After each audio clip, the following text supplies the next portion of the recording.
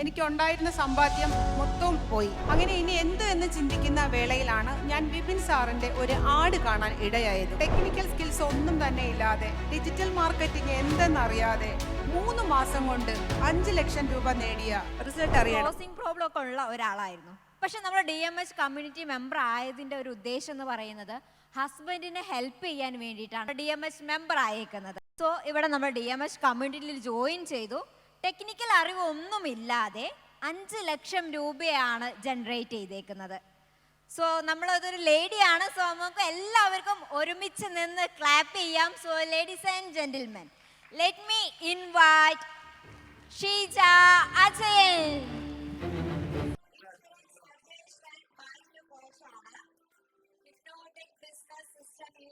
നേടിയത് 5 ലക്ഷം രൂപയാണ് വെറും 2 മാസം കൊണ്ട് അച്ചീവ് ചെയ്തേക്കുന്നത്.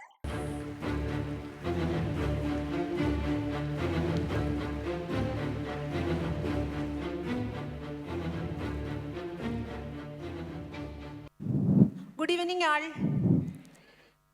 നിങ്ങളിൽ എത്ര പേർക്ക് ടെക്നിക്കൽ സ്കിൽസ് ഒന്നും തന്നെ ഇല്ലാതെ, ഡിജിറ്റൽ മാർക്കറ്റിംഗ് എന്തെന്നറിയാതെ 3 മാസം കൊണ്ട് 5 ലക്ഷം രൂപ നേടിയ റിസൾട്ട് അറിയണം? ഞാൻ ഷീജ അജയൻ, ഒരു insurance adviser and mind coach. എൻ്റെ സ്പീച്ചിലേക്ക് എല്ലാവർക്കും സ്വാഗതം. Are you ready? ഞാൻ കൊല്ലം ചടയമംഗലത്ത് ഒരു സാധാരണ കുടുംബത്തിൽ ജനിച്ച് എൻ്റെ ഡിഗ്രി വിദ്യാഭ്യാസം കഴിഞ്ഞ് ഞാൻ എക്സ്റേ ടെക്നീഷ്യനായി ജോലിക്ക് പോവുകയായിരുന്നു. അപ്പോൾ എനിക്കൊരു സർജറി ചെയ്യേണ്ടി വന്നു. അവിടെ നിന്ന് ആ ജോലി ഞാൻ രാജിവെച്ചു. അത് കഴിഞ്ഞ് 9 വർഷങ്ങൾക്ക് ശേഷം ഞാൻ മുത്തൂറ്റിൽ ജോലിക്ക് കയറി. ഞാനും ഹസ്ബൻഡും അത്യാവശ്യം വേണ്ടുന്ന ഏണിങ്സ് ഉണ്ടാക്കിയിരുന്നു. പക്ഷേ ദൈവം വീണ്ടും എനിക്കൊരു പരീക്ഷണാർത്ഥം 1 വർഷക്കാലം ഞാൻ ക്യാൻസറിൻ്റെ ട്രീറ്റ്മെൻറ്റിൽ അകപ്പെട്ടു. മെൻ്റലി ഞാൻ ഭയങ്കര ബ്ലോക്കഡ് ആയിപ്പോയി. എനിക്കുണ്ടായിരുന്ന സമ്പാദ്യം മൊത്തവും പോയി. കുട്ടികളുടെ വിദ്യാഭ്യാസമില്ല, ഹസ്ബൻഡിനും എനിക്കും ജോലിക്ക് പോകാൻ പറ്റിയില്ല. അങ്ങനെ ഇനി എന്ത് ചെയ്യുമെന്നറിയാത്ത വേളയിൽ ഒരു നേരം ഞാൻ ആത്മഹത്യക്ക് പോലും ചിന്തിച്ചിട്ടുള്ള സമയമുണ്ടായിരുന്നു. അങ്ങനെ ഇനി എന്ത് എന്ന് ചിന്തിക്കുന്ന വേളയിലാണ് ഞാൻ വിപിൻ സാറിൻ്റെ ഒരു ആഡ് കാണാൻ ഇടയായത്. സാർ അതിൽ പറയുന്നുണ്ടായിരുന്നു, നിങ്ങൾക്ക് സ്കിൽസ് ഒന്നും വേണ്ട, ടെക്നിക്കലി നിങ്ങൾക്ക് ഒരു അറിവും വേണ്ട, പക്ഷേ നിങ്ങളെ ഞാൻ രക്ഷപ്പെടുത്തും. ആ വാക്കുകളിൽ എനിക്ക് ഭയങ്കരമായി അത്ഭുതം തോന്നി. പക്ഷെ ആ ആടുകളെല്ലാം ഞാൻ സ്കിപ്പ് ചെയ്തു പോയി. നിങ്ങളിങ്ങനെ എത്ര പേർ സ്കിപ്പ് ചെയ്ത് പോയിട്ടുണ്ട്? അങ്ങനെ ഞാൻ സാറിൻ്റെ ആട് പതിവായിട്ട് കാണാൻ തുടങ്ങി. ലാസ്റ്റിൽ ഫ്രീ വെബിനാർ ഞാൻ അറ്റൻഡ് ചെയ്തു. അതിനകത്ത് സാറ് പറഞ്ഞു, സാറ് നമ്മുടെ മൈൻഡ് ബ്ലോക്ക് എല്ലാം മാറ്റും എന്ന് പറഞ്ഞു. അങ്ങനെ ഞാൻ അന്ന് തന്നെ സാറിൻ്റെ ഫ്രീ വെബിനാർ അറ്റൻഡ് ചെയ്തു. അവിടെ ഒന്ന് എനിക്കൊരു കാര്യം മനസ്സിലായി. ഞാൻ എന്തിനാണോ വന്നത് അതെനിക്ക് എല്ലാം ഇവിടുന്ന് നേടാൻ പറ്റുമെന്ന് എനിക്ക് മനസ്സിലായി. ഹസ്ബൻഡിനെ ഹെൽപ്പ് ചെയ്യാനാണ് ഞാൻ സിൽവറിൽ വന്നത്. ഞാനും ഏജൻസി എടുത്തിട്ടുണ്ട്. ഹസ്ബൻഡിന് കൊടുക്കേണ്ട സപ്പോർട്ട് ഞാൻ കൊടുക്കുന്നുണ്ട്. അതുകൂടാതെ സിൽവർ ക്ലാസ്സിൽ ഡയമണ്ടുകാർ വന്ന് പറയുന്ന അവരുടെ സക്സസ് സ്റ്റോറി കേട്ടപ്പോൾ എനിക്കൊരു കാര്യം മനസ്സിലായി. ഇവിടെ നിൽക്കുകയാണെന്നുണ്ടെങ്കിൽ, അല്ലെങ്കിൽ ഡയമണ്ട് എടുക്കുകയാണെന്നുണ്ടെങ്കിൽ എനിക്ക് രക്ഷപ്പെടാൻ മാർഗമുണ്ടെന്ന് ഞാനും മനസ്സിലാക്കി. അങ്ങനെ ഞാൻ ഡയമണ്ടിൽ അപ്ഗ്രേഡ് ചെയ്യാൻ തീരുമാനിച്ചു. പക്ഷേ എൻ്റെ കയ്യിൽ യാതൊരു ഏണിങ്സും ഇല്ല, എൻ്റെ കയ്യിൽ 1 രൂപയും ഇല്ല. എനിക്ക് ഡയമണ്ട് എടുക്കുകയും വേണം. ഹസ്ബൻഡോട് പറഞ്ഞാൽ ഹസ്ബൻഡ് ഒരിക്കലും എന്നെ സമ്മതിക്കത്തില്ല. പക്ഷേ അങ്ങനെ ഞാൻ ഹസ്ബൻഡ് അറിയാതെ ഞാൻ ഡയമണ്ടിൽ ചേർന്നു. ഞാൻ ഫീസ് അടച്ചു, എനിക്ക് ലോൺ എടുത്ത്, പിന്നെ എൻ്റെ ഗോൾഡ് എല്ലാം പ്ലെഡ്ജ് ചെയ്തു. അങ്ങനെയാണ് ഞാൻ ഡയമണ്ടിൽ വരുന്നത്. ഡയമണ്ടിൽ വന്നു. ഞാൻ 3 മാസം, അതായത് എനിക്ക് ഒന്നും ചെയ്യാൻ പറ്റില്ല എന്നൊരു ഇതിലാണ് ഞാൻ നിന്നിരുന്നത്. പക്ഷേ ഡയമണ്ടിൽ വന്നതുകൊണ്ട് എല്ലാവരുടെയും സപ്പോർട്ട് മുഖാന്തരം എനിക്ക് ഒരു 5 ലക്ഷം രൂപ 3 മാസം കൊണ്ട് ഞാൻ അച്ചീവ് ചെയ്തു. അതെങ്ങനെയെന്ന് അറിയാൻ നിങ്ങൾക്ക് താല്പര്യമുണ്ടോ?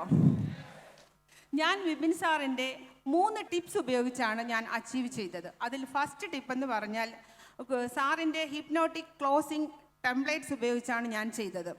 ഞാൻ ആദ്യം ക്ലയൻറ്റിനെ നന്നായിട്ട് ഞാൻ മനസ്സിലാക്കും. അവരുടെ ആവശ്യം ഞാൻ എന്തെന്ന് അറിയും. അത് കഴിഞ്ഞിട്ട് അവരുടെ നല്ല രീതിയിൽ നമ്മുടെ പ്രോഡക്റ്റ് ഞാൻ പറഞ്ഞു കൊടുക്കും. അത് കഴിഞ്ഞിട്ട് ഒരു ഓഫർ അവർക്ക് ഞാൻ കൊടുക്കും. അപ്പോൾ ഏകദേശം അവർ ക്ലോസിങ്ങിൻ്റെ വക്കിലെത്തും. അങ്ങനെ ഞാൻ ക്ലോസ് ചെയ്യും. ഞാൻ ഒരു കസ്റ്റമറോടും അങ്ങോട്ട് കയറി ക്വസ്റ്റ്യൻ ചോദിക്കാറില്ല.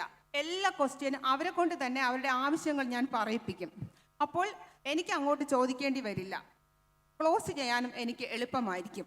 അടുത്ത ടിപ്സ്, കമ്മിറ്റ്മെൻ്റ് ആയിരിക്കുക. നമ്മൾ പലരുടെ മെൻറ്റർഷിപ്പിൽ പോവരുത്. ഒരാളുടെ മെൻറ്റർഷിപ്പിൽ മാത്രം നമ്മൾ പഠിക്കാൻ നോക്കുക. ഒരു സ്റ്റുഡൻ്റായി തന്നെ പഠിക്കുക. കമ്മിറ്റഡ് ആയിരിക്കുക. അത് കമ്മിറ്റ്മെൻ്റ് എന്ന് പറയുന്നത് ഒരു വാക്കല്ല, അതൊരു ഉറച്ച തീരുമാനമായിരിക്കണം. നമ്മൾ ആക്ഷൻ എടുക്കാൻ എപ്പോഴും റെഡി ആയിരിക്കണം.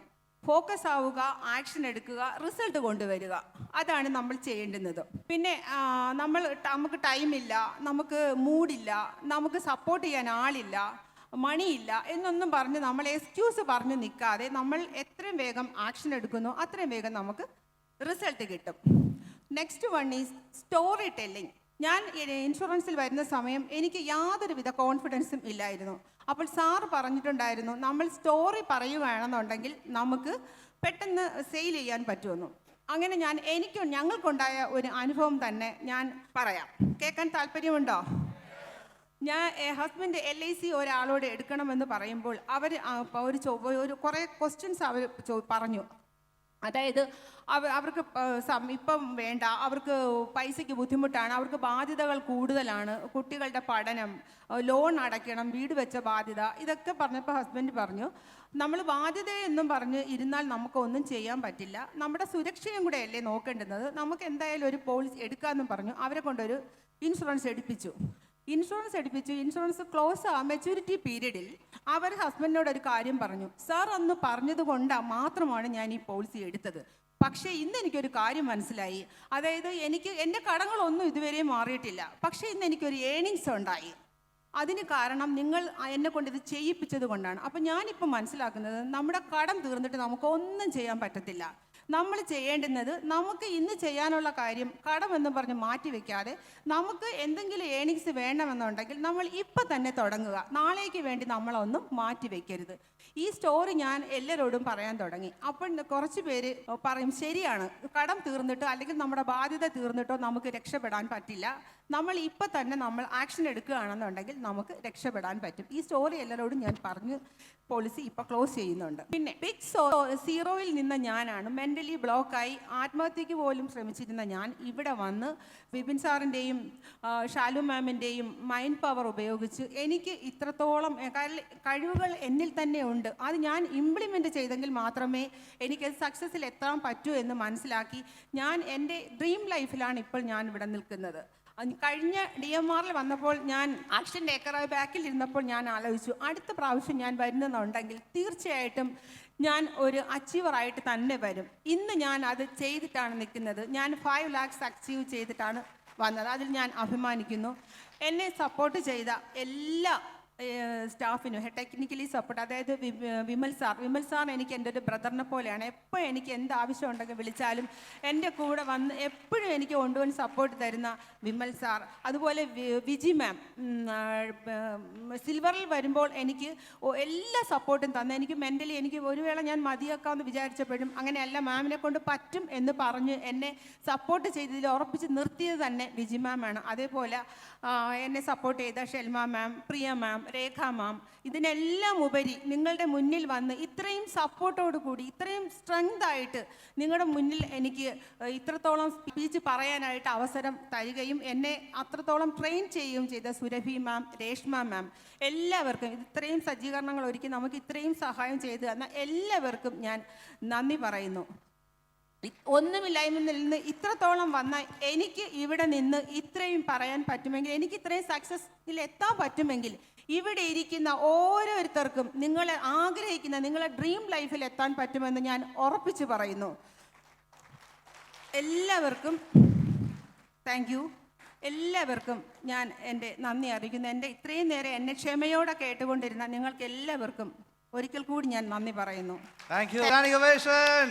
Super. Yes, very good, Shrida. Very good. Super. Amazing. How do you feel? Sir,